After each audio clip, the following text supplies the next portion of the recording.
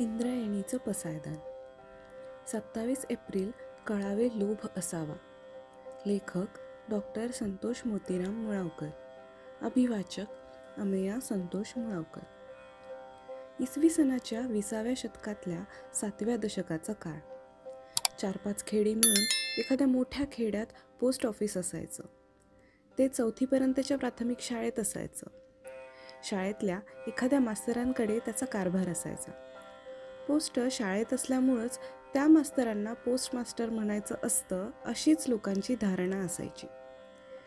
गावच्या ह्या शालेय पोस्टातून पोस्टमन डाक घेऊन बाहेर पडला की गावातली 4-2 पोरं त्याच्या मागं मागं फिरायची. त्याला हौसेनं मदत करायची. पोस्टमनच्या हातात पोस्टकार्डांचा गठ्ठा असायचा. त्या गठ्ठ्यात एखादं इनलँड लेटर असायचं. गावातला एखाद दुसरा अपवाद वगळता सारेजण त्या इनलँड लेटरला इंग्लंड लेटर म्हणायचे. कुणी म्हणायचे ते लेटर इंग्लंडहून आलेलं आहे. कुणी म्हणायचे ते इंग्लंडमध्ये छापलं गेलं आहे. त्या लेटरसोबत एखादं पाकिट असायचं. आठवड्या पंधरवाड्याला आलीच तर कुणाची मनी ऑर्डर यायची. ही सगळी पत्र वरचेवर आलेली असायची. ख्याली खुशालीची असायची. पत्रातलं पाऊसपाणी बरं असायचं. कळावे लोभ असावा ही विनंती प्रत्येक पत्रात असायची. पत्र वाटणाऱ्या पोस्टमनबद्दलही लोकांना लोभ असायचा. पण ह्या पत्रांबरोबर तार दिसली की लोकांच्या छातीत धडकी भरायची. तार 3-4 महिन्यातून एकदा यायची. पण तार आली की पोस्टमास्टर पोस्टमनपासून गावातले सगळ्यांचे चेहरे काळवंडायचे. तार आपली नाही हे कळलं की चिंता तेवढ्यापुरती मिटायची. पण आता ही तार कुणाची ही चिंता मनाला खायची. कोण गेलं? म्हातारं माणूस, तरणताठं पोर की झोपाळ्यातलं लहान बाळ? हा प्रश्न मनाला खायचा.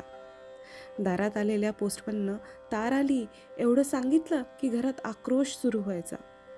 तारेत कुणीतरी गेल्याचीच बातमी असायची. कोण गेलं हे कळायच्या आत रडणारे अनेकांच्या नावाने रडायचे. सगळा वेटाळ गोळा व्हायचा. मग नक्की कोण गेलं हे पोस्टमनच सांगायचा. तार आणण्याचं काम आपल्याच वाट्याला आलं ह्याचं त्याला वाईट वाटायचं.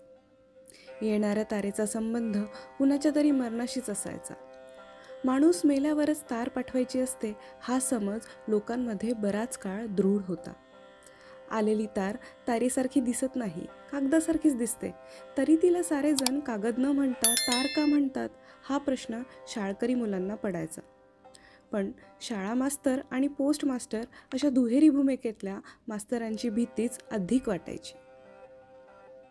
त्यामुळे तो प्रश्न मागं पडायचा.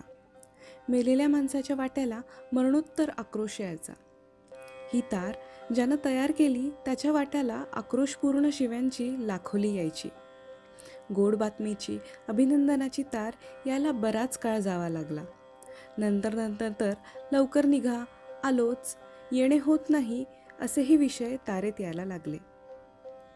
आज SMS, ईमेल, मोबाईल संवाद यांच्या प्रवाहात तार लुप्त झाली आहे. पण एक काळ तारेनं गाजवला. तार केवळ मृत्यूच्या बातमीपुरती असते हा गैरसमज जोपर्यंत होता तोपर्यंत ज्यानं ही तार तयार केली त्याच्या वाट्याला शिव्या येत होत्या. त्याचं नावही कुणाला माहीत नव्हतं. त्याचं नाव सॅम्युअल मोर्स. त्यानं तारयंत्राची मोर्स कोड लिपी तयार केली. 27 एप्रिल 1791 हा त्याचा जन्मदिन. तो आज नाही. असता तर मी त्याला एक तार केली असती. कळावे लोभ असावा. त्याच्या मरणाची बातमी त्याच्या नातेवाईकांना तारेनंच कळवण्यात आली असेल का?